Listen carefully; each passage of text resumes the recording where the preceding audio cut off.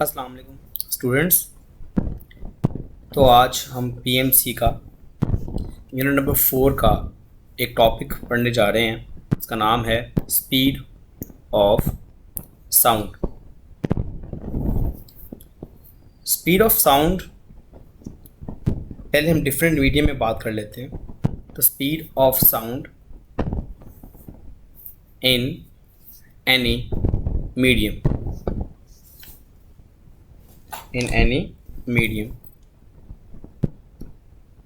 जो है बेटा हमारे पास डिपेंड करती है। डिपेंडेंस की दो हैं, एक है डेंसिटी ऑफ मीडियम, दूसरे नंबर पे है कंप्रेसिबिलिटी। जब किसी मीडियम की कंप्रेसिबिलिटी क्या होती है, ज़्यादा इंक्रीज, तो याद रखिएगा then speed of sound in that medium क्या हो जाएगी, डिक्रीज, यानी इन्वर्स रिलेशन, डिक्रीज हो जाएगी यानी इन्वर्स रिलेशन। और जब कंप्रेसिबिलिटी किसी मीडियम की डिक्रीज होगी तो then speed of sound in that medium increase हो जाएगी। ओके जी, नेक्स्ट स्पीड ऑफ साउंड की बात करते हैं। इसका फार्मूला होता है elastic modulus of density whole square root. E क्या है, इलास्टिक मॉडुलस है, और ये हमारे पास डेंसिटी क्या है, ये डेंसिटी ऑफ मीडियम है, रो। नेक्स्ट बेटा बात करते हैं हम लोग फॉर डिफरेंट मटेरियल हम कैसे जज कर सकते हैं कि स्पीड ऑफ साउंड किस में ज़्यादा है। तो याद रखिएगा वो इलास्टिक मॉडुलस की मदद से, यानी V is proportional to square root of elastic modulus. इसे जानते हैं इलास्टिक मॉडुलस ऑफ सॉलिड क्या होता है, ज़्यादा होता है लिक्विड से, और लिक्विड का इलास्टिक मॉडुलस ज़्यादा होता है गैसेस से। ठीक है, इसी वजह से speed of sound in solid ज़्यादा है एज़ कम्पेयर टू लिक्विड, और लिक्विड की स्पीड ऑफ साउंड ज़्यादा है एज़ कम्पेयर टू गैसेस। जी ठीक है बेटा, हम लोग इसको कुछ, अगर हम कहें सेम मटेरियल की बात करें, अगर हम लोग इसकी बात करें सेम मटेरियल की, तो सेम मटेरियल में V is inversely proportional square root of density होता है। ये जो मैंने डिफरेंट मटेरियल की बात की थी, असल में इसमें ई ओवर डेंसिटी की रेशो हमारे पास क्या होती है, सॉलिड की ज़्यादा, लिक्विड की कम, और गैसेस की सबसे कम होती है।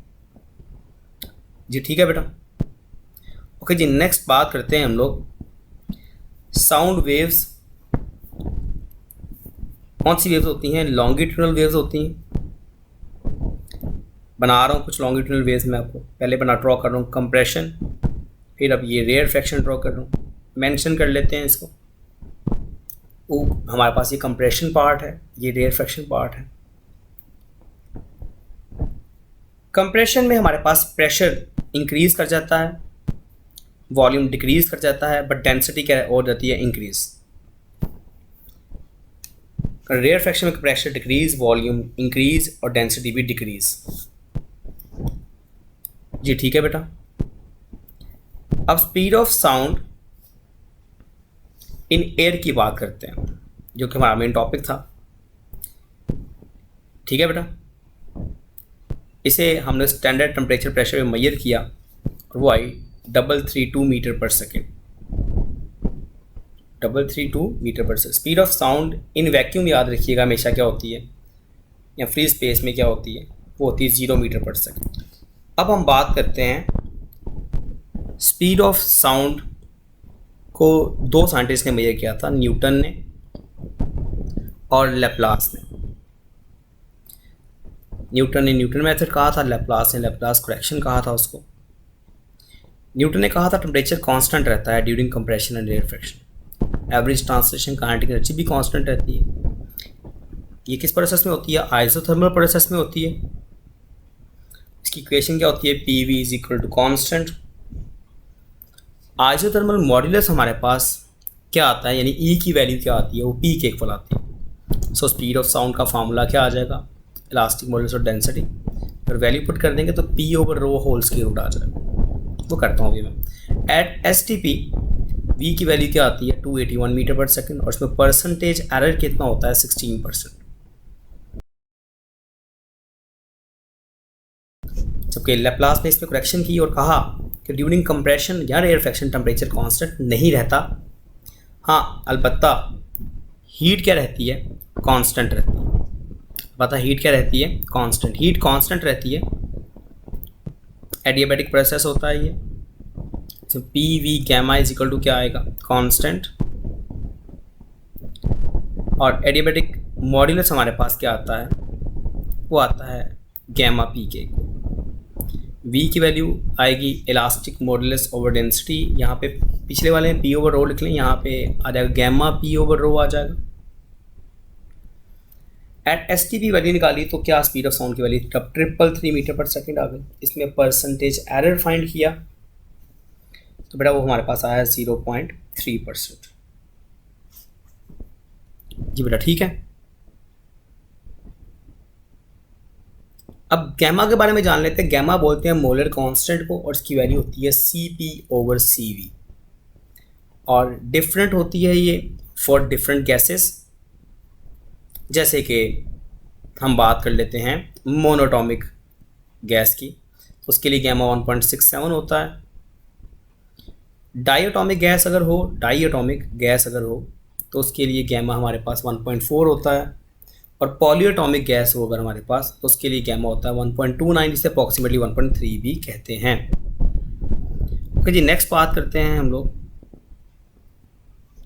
इफेक्ट्स के बारे में। Effect of pressure on speed of sound in air. याद रखिएगा एयर की बात कर रहा हूं मैं, अब मैं प्रेशर का इफेक्ट बताने जा रहा हूँ on speed of sound in air. तो कहता है प्रेशर चाहे आप इंक्रीज करें चाहे आप डिक्रीज करें, speed of sound in air हमेशा कांस्टेंट रहेगी। इसकी रीज़न क्या है, इसकी रीज़न ये है बिकॉज प्रेशर और डेंसिटी का रिलेशन क्या होता है, डायरेक्ट। एमसीक्यू देख लेते हैं। अगर प्रेशर डबल कर दिया जाए तो speed of sound in air क्या होगी, बेटा वो हमेशा कांस्टेंट रहेगी। अगर उसमें फार्मूला भी लिखा हो तब भी आपने कांस्टेंट ही कहना है, वो चेंज नहीं होती। ओके बेटा, रीज़न मैं बता चुका हूँ। आगे पढ़ते हैं effect of density on speed of sound. फिर से इन एयर की बात करूँगा, इन एयर। ठीक है बेटा, तो इफेक्ट ऑफ डेंसिटी पढ़ने लगे हैं, speed of sound in air. तो स्पीड ऑफ साउंड का डेंसिटी के स्क्वायर रूट से इन्वर्स रिलेशन होता है। इसका मतलब क्या हुआ कि अगर डेंसिटी हमारे पास किसी मटेरियल की इंक्रीज होगी तो speed of sound in air decrease हो जाएगी, और अगर डेंसिटी डिक्रीज होगी तो स्पीड ऑफ साउंड इंक्रीज हो जाएगी। ठीक है बेटा, एक क्वेश्चन देख लेते हैं इससे related. If density of oxygen is 16 times density of hydrogen then which of following is true. पहली ऑप्शन है स्पीड ऑफ साउंड, पहली ऑप्शन लिखें, speed of sound in oxygen is equal to 4 times speed of sound in hydrogen.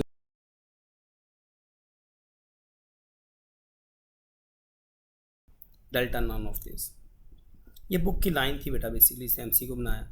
Speed V dash O V आएगा, density over density dash, inverse relation था। Values आप put कर लें, hydrogen over oxygen किसके को आ गई, oxygen की density ऊपर आ जाएगी।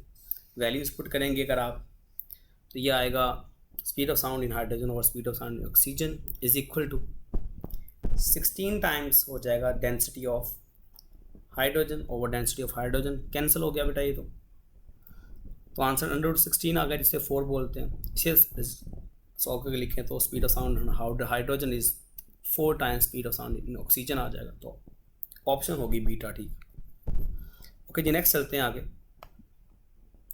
इसका मतलब ये हुआ कि डेंसिटी के साथ हमारे पास इन्वर्स रिलेशन है। मैं यहाँ पे एक और रिलेशन लिखता हूँ इंपॉर्टेंट, कि वी का रिलेशन मोलर मास से इन्वर्स होता है।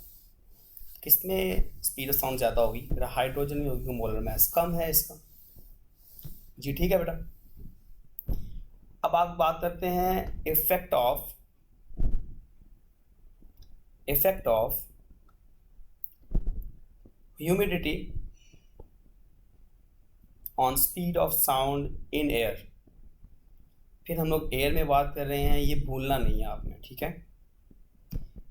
हम जानते हैं कि जो स्पीड ऑफ साउंड का है वो डेंसिटी के साथ रिलेशन क्या होता है, इनवर्स। स्पीड ऑफ साउंड का डेंसिटी के स्क्वायर रूट के साथ रिलेशन इनवर्स है। ह्यूमिड एयर की डेंसिटी कम होती है as compare to dry air, because ऐसा क्यों होता है, क्यों वॉल्यूम ऑफ ह्यूमिड एयर क्या होता है हमारे पास ज़्यादा, increase as compare to dry air. So हम कहते हैं इन ह्यूमिड एयर में क्या होगा, वॉल्यूम इंक्रीज करेगा, डेंसिटी डिक्रीज होगी, so speed of sound increase कर जाएगा। इसके वाइस वर्सा बात करते हैं, इन ड्राई एयर वॉल्यूम कम होता है, डेंसिटी ज़्यादा होती है, सो स्पीड ऑफ साउंड भी हमारे पास कम होगी। ये मैंने कंपैरिजन किया है बेटा, ठीक है। अब बात कर लेते हैं बेटा हम लोग इफेक्ट ऑफ टेम्परेचर की, ये बाय मिस्टेक लिखा गया, इफेक्ट ऑफ टेम्परेचर की on speed of sound in air. Again वही बात, एयर में बात कर रहा हूं। V का जो रिलेशन होता है बेटा स्पीड ऑफ साउंड का, वो टेम्परेचर के स्क्वायर रूट के साथ क्या होता है, direct. V is directly proportional square root of temperature. इसको मैं ऐसे भी कह सकता हूँ, V dash over V is equal to T dash over T। याद रखिएगा, here temperature must be in kelvin. आगे बात करते हैं बेटा हम लोग, VT क्या होता है, V naught plus 0.61 into T. यहाँ पे जो हमारे पास T है वो बेटा हमारे पास क्या है, मस्ट बी इन क्या होना चाहिए, इज इन डिग्री सेल्सियस। और ये जो V नॉट की वैल्यू होती है ये हमारे पास होती है eight 0 degree Celsius,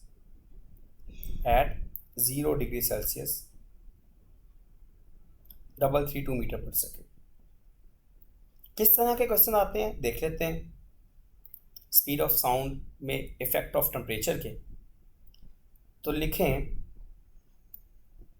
if increase in speed of sound क्या होगी,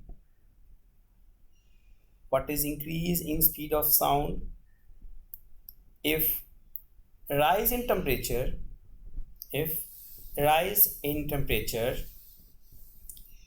is 2 डिग्री सेल्सियस।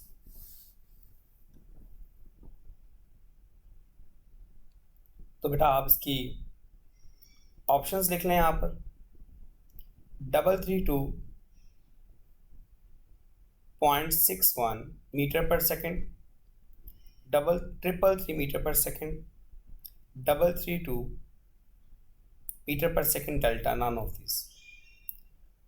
फॉर्मूला लगा दे, VT is equal to V naught plus 0.61 into T, 332 plus 0.61 into 2, 332 plus 1.22 into 10 into equal to आ रहेगा 332 माइनस 0.22। लेकिन आंसर पता क्या बनेगा, 1.22। इंक्रीज इन स्पीड पूछा मैंने आपसे, 1.22, सो ऑप्शन बनेगी डेल्टा। नेक्स्ट क्वेश्चन है बेटा हमारे पास, नेक्स्ट क्वेश्चन है, at what value of temperature speed of sound will be doubled as compared to speed of sound at 10 degree Celsius. Option 1132 है, 859 है, 750 डिग्री सेल्सियस में है, डेल्टा नन ऑफ दिस। मेरा सीधा शॉर्टकट की बात करता हूँ, ऐसा क्वेश्चन आए जहाँ पे speed of sound double triple दी हो तो फॉर्मूला लगेगा T dash equal to n square times T। n कितना है, जितने गुना स्पीड की है आपने तो कितने गुना की है, स्पीड डबल की है, टेम्परेचर कितना हुआ दिया हुआ है 10 डिग्री सेल्सियस। इसे कन्वर्ट कर लें पहले आप इसमें केल्विन में कन्वर्ट करेंगे तो ये बनेगा 283। जब सॉल्व करेंगे तो आंसर आएगा 1132 केल्विन, लेकिन हमें तो डिग्री सेल्सियस में दिया हुआ, डिग्री सेल्सियस में कन्वर्ट कर लेंगे। 1132 में से हम लोग 273 माइनस करेंगे तो हमारा आंसर आएगा 859 डिग्री सेल्सियस। जी बेटा ठीक है। एक क्वेश्चन और देख लेते हैं बेटा हम लोग इसी कॉन्सेप्ट से related. At 27 degree Celsius speed of sound is v,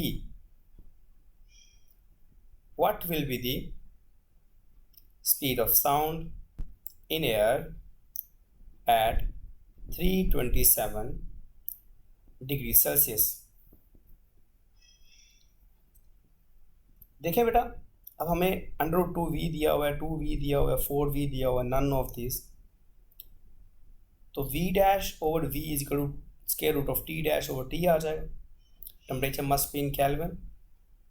ठीक है बेटा, 327 प्लस 273, 27 प्लस 273, ऊपर बन जाएगा 600, नीचे आ जाएगा 300। कटिंग करेंगे तो आंसर आ जाएगा √2 टाइम्स v डैश और v √2 आ गया, जो इक्वल होगा v dash equal to √2 times v के इक्वल आ जाएगा। जी ठीक है बेटा, दुआओं में याद रखिएगा। आपके क्लास टीचर सर अब्दुल इस्लाम।